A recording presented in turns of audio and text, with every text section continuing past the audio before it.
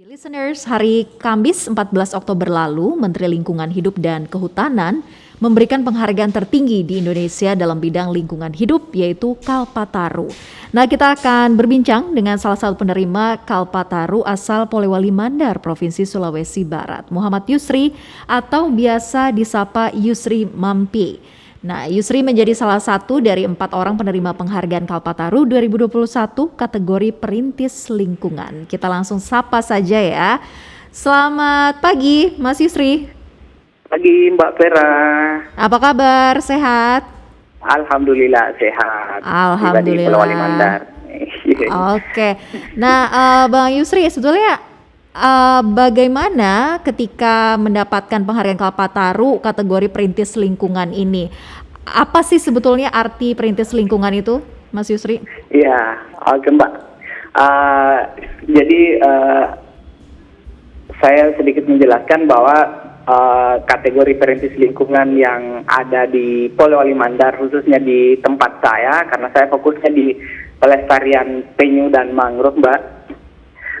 Jadi apa yang kami lakukan itu betul-betul melakukan perintisan, di mana kegiatan seperti yang saya lakukan di daerah saya itu belum pernah dilakukan sama sekali orang-orang terdahulu di khususnya di daerah saya Pantai Mampie dan secara umum Sulawesi Barat.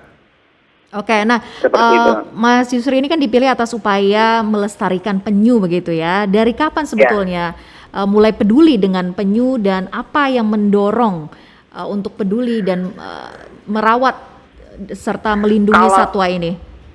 Oh ya, jadi kalau persoalan peduli itu sejak 2003 Mbak.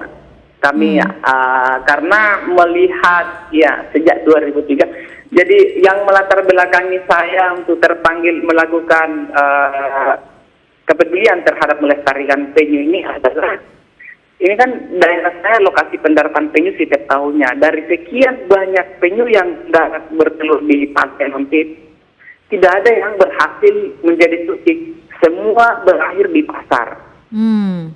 Itu. Jadi dari situ saya memberanikan diri. Awalnya sih saya pakai uang pribadi saya, Mbak, karena warga mengambil telur itu kan tidak ekonomi, karena saya jual ke pasar. Jadi saya dari 2003 sampai 2006 itu saya pakai uang pribadi. 2016 malah itu. Jadi di 2015 itu kan mulai perlahan kami buat komunitas namanya Sahabat Penyu. Nah di situ mulai sedikit agak mendingan karena kita sudah kerja kelompok, sudah ada masyarakat yang mulai ikut berpartisipasi. Siapa-siapa saja itu, mereka dari golongan masyarakat ini yang ikut dan tergerak hatinya untuk gabung di komunitas yang Mas Yusri buat ini? Jadi hampir semua para pelaku pencuri telur penyu, Mbak, yang kami berhasil gabungkan di komunitas kami ini. Karena ya itu kan kami ceritakan bahwa kalau ini terus-menerus telurnya kita jual ke pasar, itu akan membuat suatu saat nanti anak-anak kita di Pantai Mampie ini tidak akan bisa melihat lagi penyu kalau ini terus kita lakukan hal seperti ini.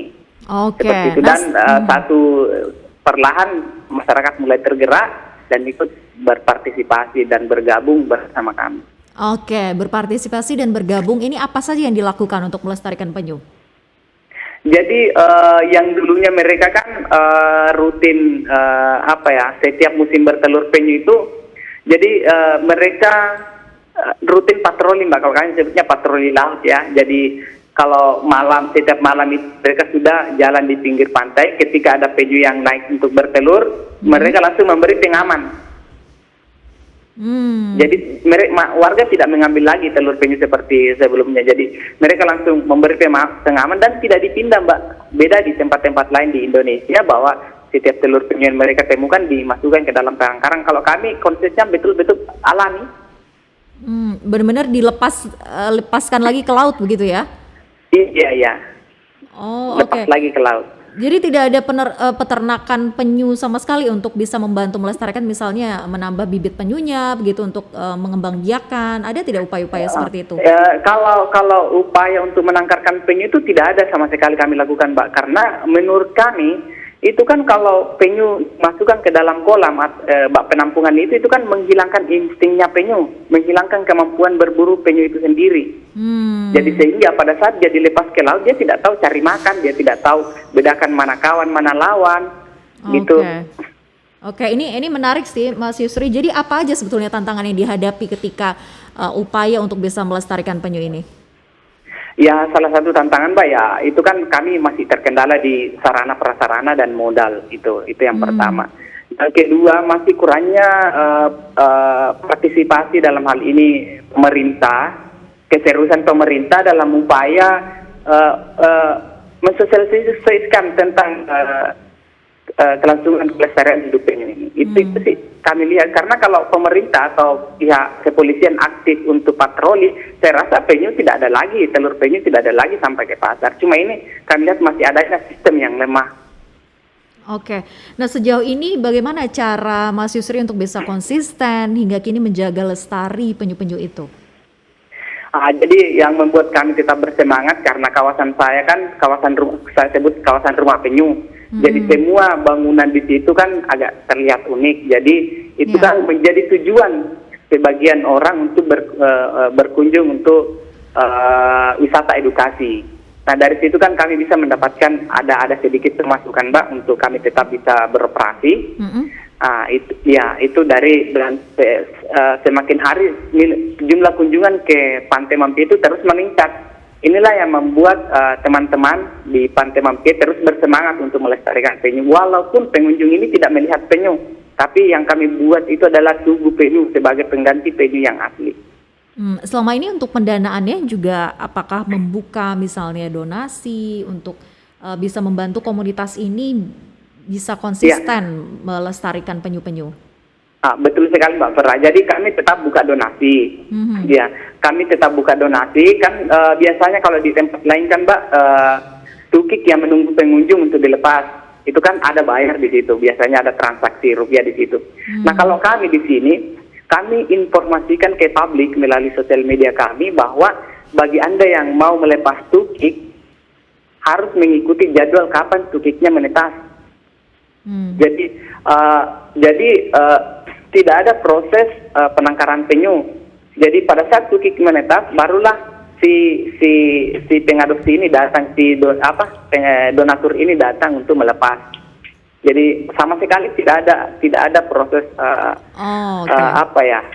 pembesaran. Karena kami melihat sih metode-metode begitu terkesan bisnis yang berkedok konservasi.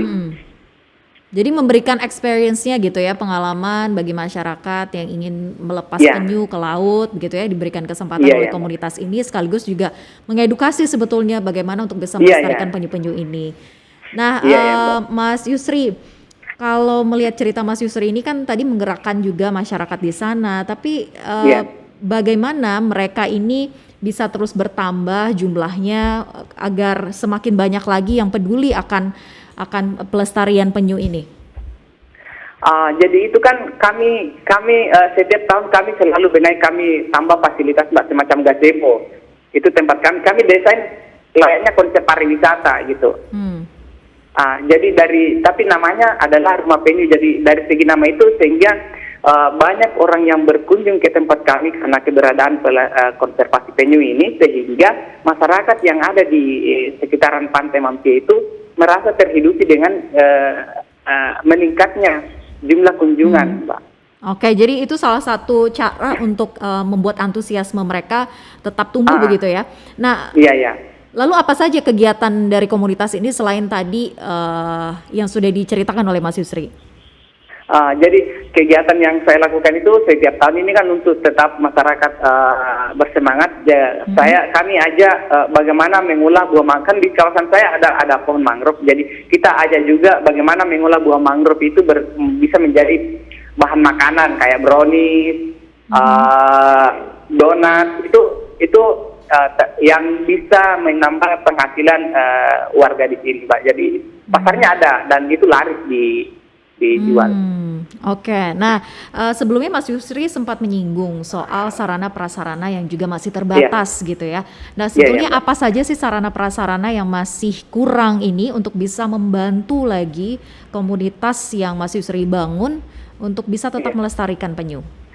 Ya, kami sih di sini kan tidak punya ini, Mbak, belum punya kayak tempat belajar gitu, semacam aula-aula mini. Kan jumlah kunjungan terus meningkat nih, kayak dari mahasiswa, anak pelajar, gitu. Jadi mereka belajarnya di pinggir pantai. Kami beri edukasi itu kadang di gazebo-gazebo yang kapasitas gazebo kami cuma muatnya sekitar 5 orang gitu. Jadi itu yang kami butuhkan. Terus perahu, kami juga tidak punya perahu untuk memonitoring ke laut seperti apa perkembangan ekosistem laut. Banyak sih yang kita lihat, jadi kami fokusnya di masyarakat dulu. Oke, semoga bisa terpenuhi ya Mas Yusri untuk bisa Amin, Mbak. melengkapi sarana dan juga prasarana ini semakin berkembang ke depannya. Tadi Mas Yusri sempat menyinggung juga soal sosial media yang dibuat supaya masyarakat yang tergerak hatinya bisa membantu dengan donasi. Nah, bisa disebutkan apa sosial medianya, akunnya apa? Ya, nama sosial media kami, IG kami itu Sahabat Penyu. Begitupun dengan Facebook Sahabat Penyu juga, Mbak. Sahabat Penyu ya. Oke. Nah, Mas Yusri kembali lagi ke penerimaan Kalpataru. Jadi menurut Kementerian KLHK bahwa Mas Yusri ini salah satu penerima begitu ya. Apa yang menjadi pertimbangan hingga Mas Yusri diganjar Kalpataru kategori perintis lingkungan ini? Singkat saja. Iya, saya juga tidak tahu seperti apa metode penilaian Kementerian Lingkungan Hidup dalam hal memberikan kami penghargaan Kalpataru ini. Tapi yang jelas apa yang kami lakukan saat ini hingga di kemudian hari itu Kalpataru ini bukanlah tujuan sebenarnya dari kegiatan kami. Dan ini kami anggap ini adalah bonus dari pemerintah untuk kami. Seperti itu, karena bagi kami masyarakat biasa, Mbak, ini sebenarnya beban baru bagi kami ketika mendapat Kalpataru. Karena ini amanah kementerian, ini harus kami jaga untuk tetap terus bergerak. Oke, artinya semakin termotivasi begitu ya dengan mendapatkan penghargaan ini, dan tentunya juga semoga teman-teman dari komunitas yang sudah Mas Yusri bangun ini juga terus konsisten membantu melestarikan penyu-penyu ini. Sekali lagi selamat ya Mas Yusri atas penghargaannya sudah diterima, belasan tahun luar biasa untuk upaya melestarikan penyu-penyu ini. Terima kasih, Mbak.